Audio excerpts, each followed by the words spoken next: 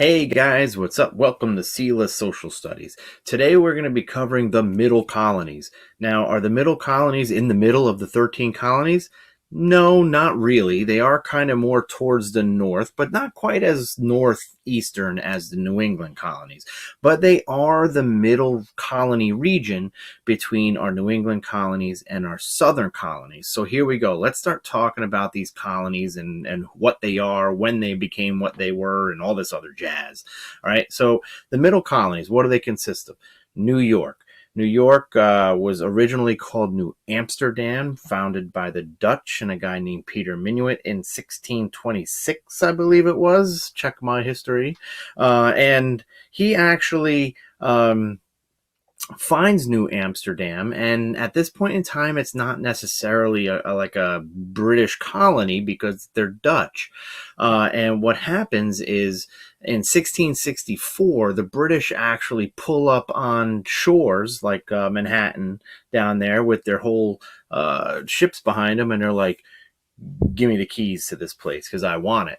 And the Dutch kind of just give over New York to the British, and it becomes a royal colony in 1664.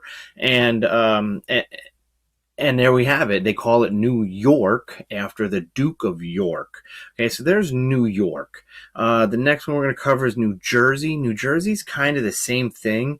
Lord Berkeley and George Carteret were given a charter to find the land of New Jersey. And in 1664, while the British are coming over here and taking all this land for themselves, they go ahead and help themselves to New Jersey as well. So New York and New Jersey both become royal colonies around the same time in 1664. Delaware was founded in 1638 by Peter Minuit as well.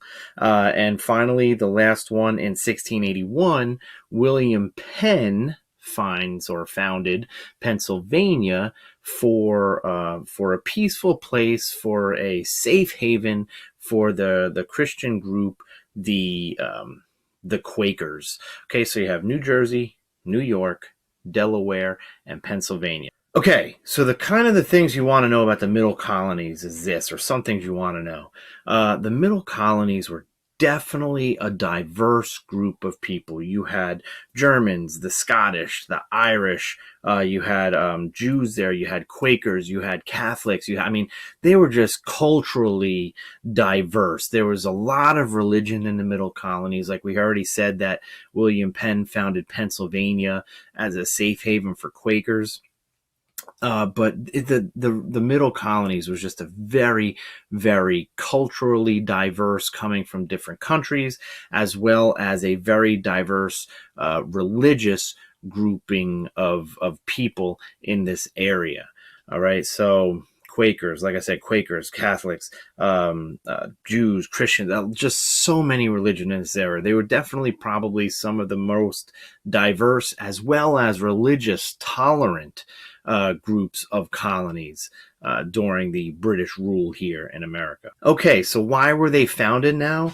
Well, New York and New Jersey, even some of Delaware, they're kind of located near the Atlantic Ocean. So they were founded more for trading posts than anything else. And like we said, Pennsylvania was founded for the Quakers.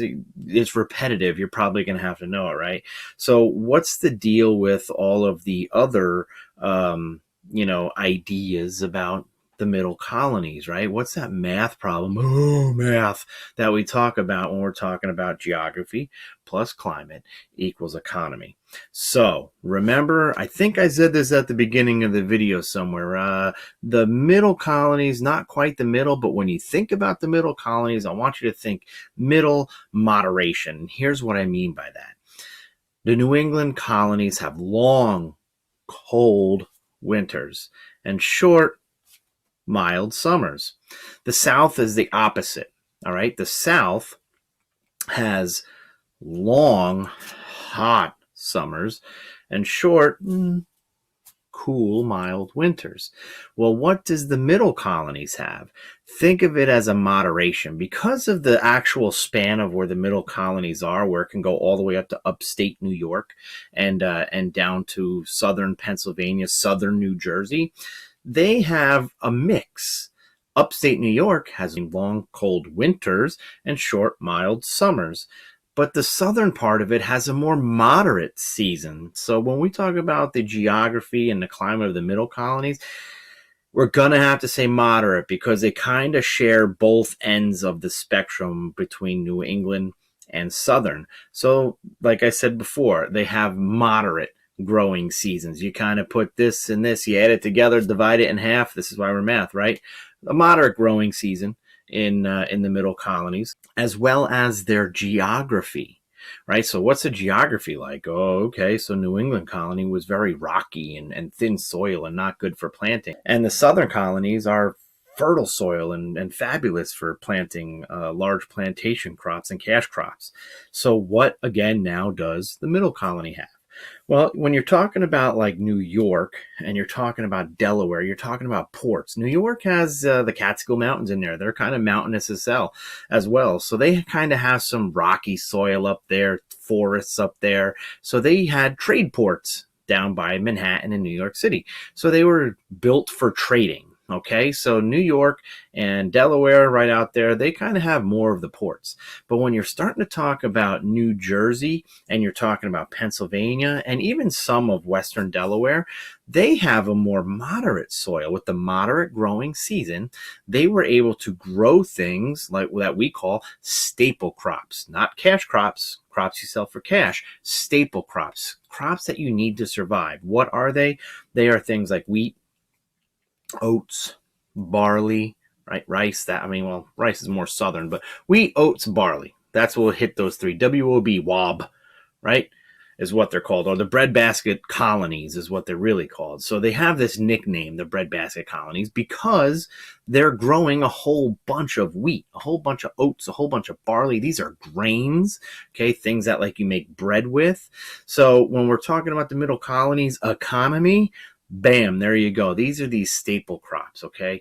Staple crops and trade and foresting up in New York. But when you're talking about middle colonies, you're talking breadbasket, you're talking about WOB, wheat, oats, barley, and that's their economy.